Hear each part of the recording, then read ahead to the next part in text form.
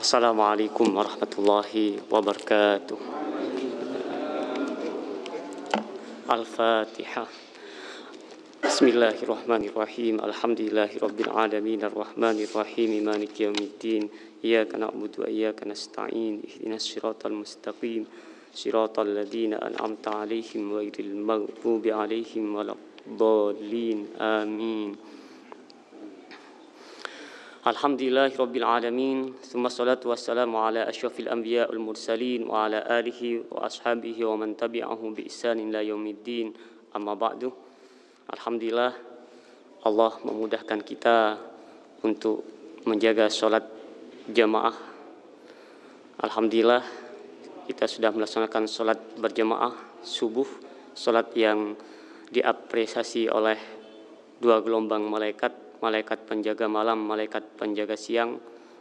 Insya Allah apa yang kita mintakan diamini dan insya Allah akan mustajab, istijabah oleh Allah Subhanahu Wa Taala. Kita sekarang berada di tanggal 2 insya Allah dari bulan Rajab, berarti 28 hari lagi insya Allah kita akan masuki bulan Ramadan. Doa kita, Allahumma barik lana fi Rajabah wa Sya'bana wa balighna Ramadan. Kenapa kita berdoa seperti itu? Kenapa kita meminta untuk disampaikan pada bulan Ramadan? Karena bulan itu adalah bulan penuh rahmah, penuh maghfirah, bulan yang Allah paling banyak membebaskan hambanya dari siksa api neraka. Allah paling banyak mengampuni hamba-hambanya. Maka kemudian salah seorang ulama sempat menyampaikan, jika seorang hamba sudah disampaikan oleh Allah, diberikan kesempatan oleh Allah sampai pada bulan Ramadan, namun kemudian masih belum diampuni oleh Allah, maka waktu apalagi, saat apalagi yang akan diberikan oleh Allah yang bisa lebih baik dari Ramadan. Jadi mudah-mudahan Allah menyampaikan kita pada saat yang penuh rahmah, penuh maghfirah itu, yang Allah akan membebaskan kita insya Allah dari api neraka. Hadirin yang dirahmati Allah, kita melanjutkan belajar kita, ngaji kita hari ini pada surah Al-Baqarah ayat 178, 179. Yang akan kita baca ini adalah ayat yang berkenaan dengan qasas, dengan hukum yang setimpal. Kita baca dulu ayatnya. A'udzu billahi minasy syaithanir rajim. Bismillahirrahmanirrahim. Ya ayyuhalladzina amanu kutiba alaikumul qisasu fil qatla al-hurru bil hurri wal 'abdu bil 'abdi wal unsa bil unsa faman ufiya lahu min akhihi syai'un fattiba'un bil ma'rufi wa ada'un ilaihi bi ihsan. Dzalika takhfifum mir rabbikum wa rahmah. Faman i'tada ba'da dzalika falahu 'adzabun alim. Walakum fil qisasi hayatun ya ulil albabi la'allakum tattaqun. Wahai orang-orang yang beriman, ya ayyuhalladzina amanu kutiba alaikumul qisasu fil qatla, diwajibkan kepada kalian al-qisas, hukum timbal balik dalam pembunuhan, al-hurru bil hurri wal 'abdu bil 'abdi. Maka qisas itu dilaksanakan orang yang merdeka dengan orang yang merdeka, begitu pula budak dengan budak, wal unsa bil unsa, perempuan yang membunuh maka juga dibunuhlah perempuan tersebut. Faman ufiya lahu min akhihi syai'un, dan barang siapa yang dimaafkan oleh saudaranya, maka fattiba'um bil ma'ruf, hendaklah diikuti dengan hal yang baik jika memang dimaafkan. Fattiba'um bil ma'rufi wa ada'un ilaihi bi ihsan, maka hendaklah dia melaksanakan hal itu dengan sebaik-baiknya. Dzalika takhfifum mir rabbikum wa rahmah. Jika ada maaf itu, maka itu sebenarnya adalah keringanan dari Tuhan kalian dan bentuk kasih sayang Allah Subhanahu wa taala. Takhfifum mir rabbikum wa rahmah. Faman i'tada ba'da dzalika falahu 'adzabun alim. Dan barang siapa melampaui batas setelah itu, maka baginya adalah azab yang pedih. Di ayat 179 kemudian Allah menyampaikan tentang tujuan dari kisos. Tujuannya, apa tujuannya? Walakum fil qisasi hayatun, walakum, dan bagi kalian dalam hukum kisos itu ada kehidupan. Ai baqaun azimun, kehidupan yang lebih mulia, kehidupan yang agung, kata Allah, kata penafsir di sini, baqaun azim. Ya ulil albab, wahai orang-orang yang mempunyai akal, wahai orang-orang yang mempunyai pengetahuan. Dzul uqul, mereka yang menggunakan akalnya. Li annal qatil, karena sesungguhnya seorang pembunuh, ida alima, ketika dia tahu annahu yuqtal, kalau dia membunuh maka dia akan dibunuh, irtada'ah, maka dia pun akan berhati-hati, tidak gampang untuk membunuh. Fa ahya nafsahu, maka dia akan menjaga kehidupan dirinya. Wa man arada qatlahu, sebagaimana dia menjaga kehidupan yang dia inginkan untuk dibunuh.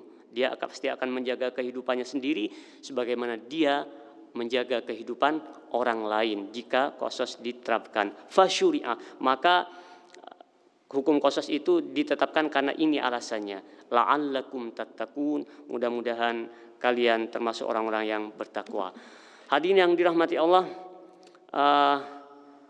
ayat ini jarang sekali diangkat oleh, ya termasuk saya, mungkin baru sekarang juga, karena memang kontroversi, banyak pertanyaan.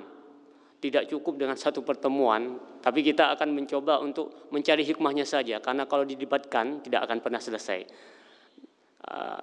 Hukum kisos, yang kenapa kita ingin melihat kenapa ada kisos dalam Islam.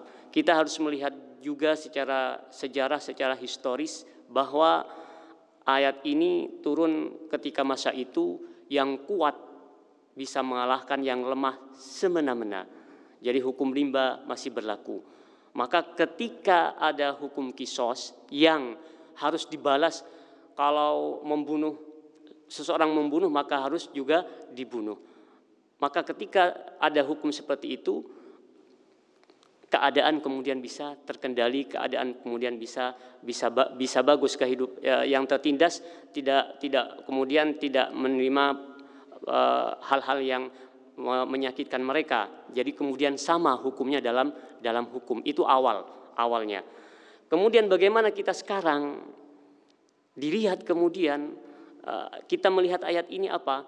Ayat ini jelas bahwa seandainya terjadi sebuah pembunuhan, maka yang membunuh harus juga dibunuh.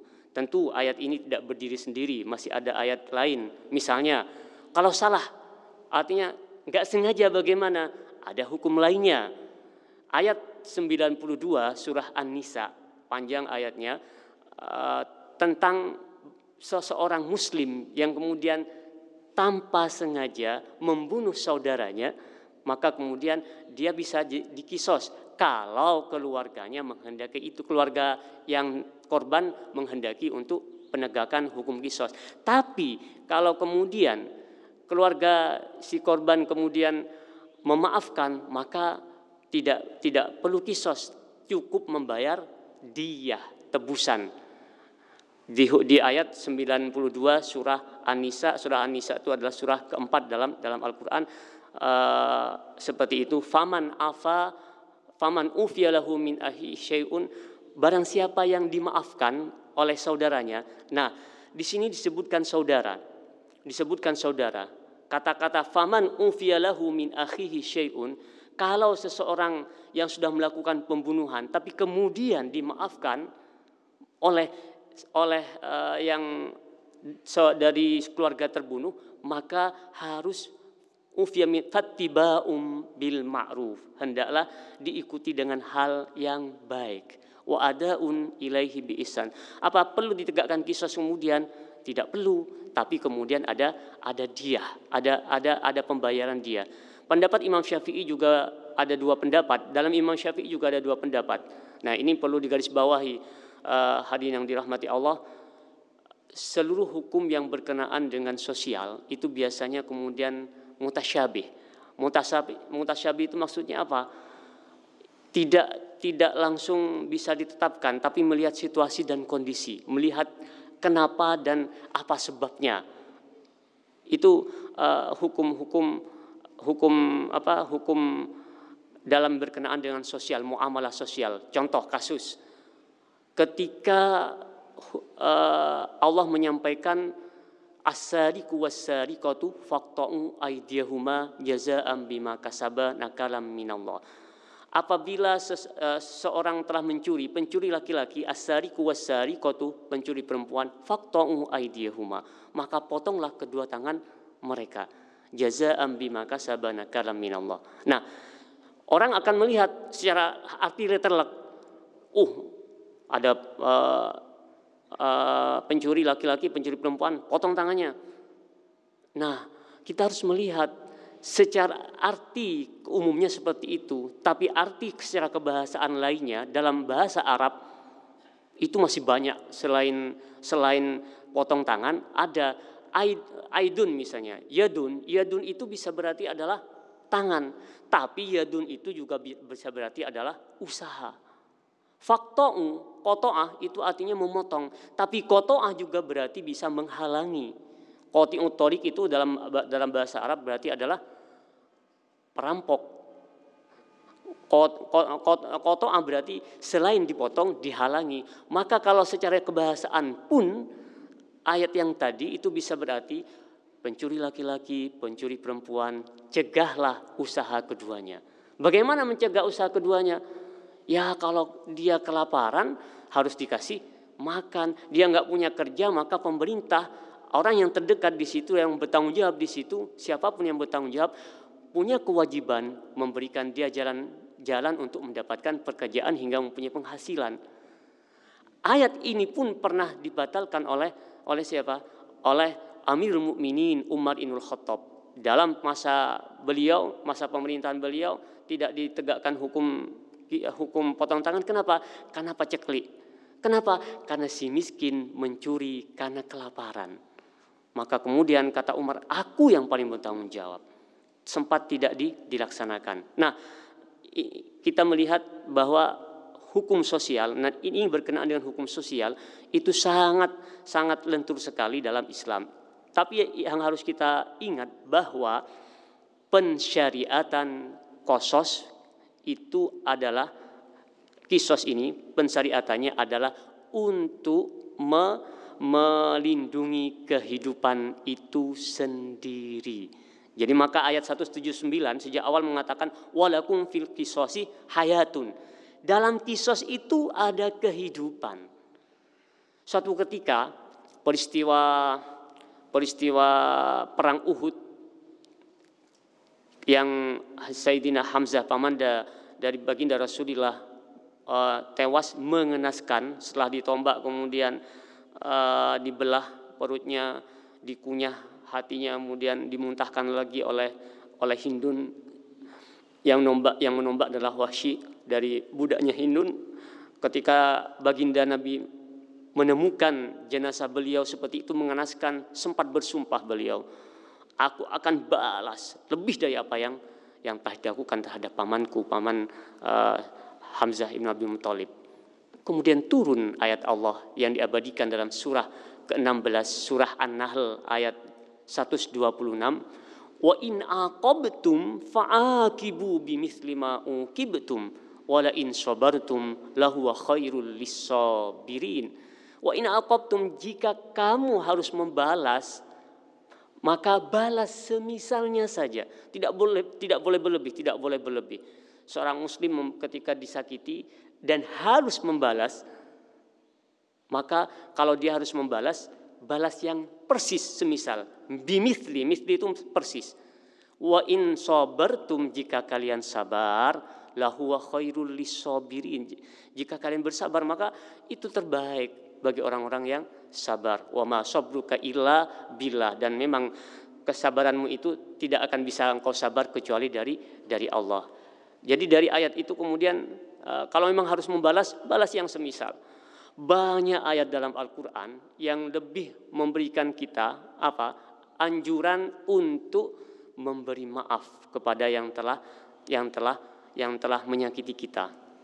Jadi kemudian tanda-tanda penduduk surga itu, tanda-tanda penduduk surga yang pernah kita bahas itu adalah afina anin nas. Di antaranya adalah pemaaf, suka memberi maaf.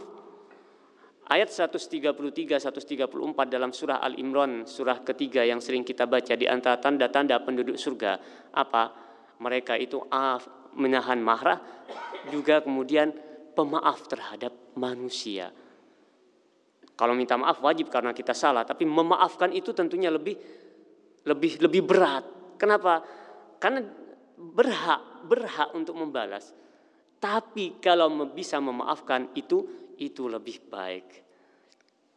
Hadirin, mudah-mudahan Allah selalu merahmati kita semua. Ayat ini tentunya sebagaimana disebutkan di ayat 179, melindungi kehidupan kalian itu sendiri. Dalam kisos ada kehidupan.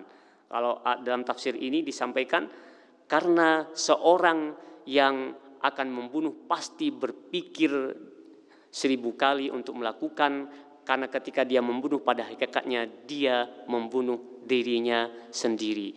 Ketika dia mencelakai seseorang lainnya, sebagaimana disebutkan di ayat 48 surah Al-Maidah, as-sinna bis-sinna wal juruha qisas.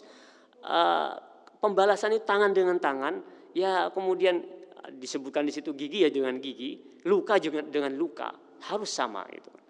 Nah, kalau orang sudah seperti itu, maka dia akan berpikir, kalau tahu seperti itu akan berpikir, wah, kalau aku menyakiti saudaraku, maka sebenarnya aku menyakiti diriku sendiri. Di sini digunakan kata-kata akhun, ya, karena ini adalah dalam lingkup orang-orang yang beriman. Di luar orang yang beriman maka kemudian berlaku hukum lainnya. Orang yang beriman sejak awal Allah menegaskan di ayat 9 surah Al-Hujurat, innamal mu'minuna ikhwah. Ikhwah itu adalah persaudaraan yang dilambangkan di sini, bukan ukhuwah tapi ikhwah. Kalau ukhuwah itu saudara kita seperti ini. Kalau sudah masuk pada ikhwah itu saudara. Jadi seorang muslim dilambangkan oleh Allah, sesama muslim dilambangkan sebagai orang yang mempunyai tali persaudaraan sedarah, disebut dengan ikhwah. Maka kalau sudah disebut dengan ikhwah, maka kita harus menjaga saudara kita. Ayat yang kita baca ini, faman ufiya min akhihi syai'un, barang siapa yang mau memaafkan atau dimaafkan dari mendapat maaf dari saudaranya. Ya, kenapa disebut saudaranya? Iya, karena saudara layaknya lah untuk memberi maaf kepada saudara yang lainnya. Sebab apa? Karena kita sama, karena kita samakan bunyan seperti sebuah barisan. Yashuddu ba'duhu ba'dan, saling menguatkan satu sama lain. Maka kalaupun terjadi sebuah kesalahan, ya kita harus siap membuka pintu maaf, dan harus kita ingat bahwa pintu maaf, memaafkan adalah sebagai tanda-tanda penduduk surga. Ada sebuah kisah yang menarik yang diabadikan oleh Allah Subhanahu wa taala dalam surah An-Nur ayat 21 tentang Abu Bakar As-Siddiq radhiyallahu an. Itu punya kemenakan namanya Mistah. Mistah ini di Madinah hidup bersama Abu Bakar As-Siddiq radhiyallahu an, disewakan tempat, kemudian disuplai makanannya. Tapi suatu ketika Mistah entah kenapa dengki terhadap sepupunya. Sepupunya berarti adalah Sayyidah Ummul Mukminin Aisyah radhiyallahu an. Nah, dalam sebuah peperangan Aisyah tertinggal. Kenapa tertinggal? ya karena beliau membuat hajah, pemikul tandu waktu itu namanya sodak itu, pemikul tandu tidak begitu paham apakah beliau sudah di tandu atau belum, masih di luar. Maka pemikul tandu pulang begitu saja. Kenapa tidak merasa bahwa tidak tahu kalau di dalam, ya karena Sayyidah Aisyah sebagai seorang yang masih belasan tahun, ya masih ringan gitu kan. Biasanya kalau kita kan sudah 40-an tahun sudah merkok, sudah membesar, tapi beliau ya ringan. Nah, seperti itu ketinggalanlah Sayyidah Aisyah radhiyallahu anha dalam sebuah peperangan. Nah, ketinggalan kemudian diselamatkan oleh seorang yang memang menjaga Sofyan ibn Muqatil, yang sengaja menjaga barisan kaum muslimin dari belakang, takut ada serangan mendadak dari musuh. Nah, ditemukanlah oleh Sofyan itu. Kemudian Sofyan tanpa berkata, dia memberikan isyarat kepada untanya untuk duduk supaya Sayyidah Aisyah bisa naik. Maka kemudian Sofyan ini sebagai petugas dari askar kaum muslimin berada di depan ontanya berada di belakang sampai masuk Madinah.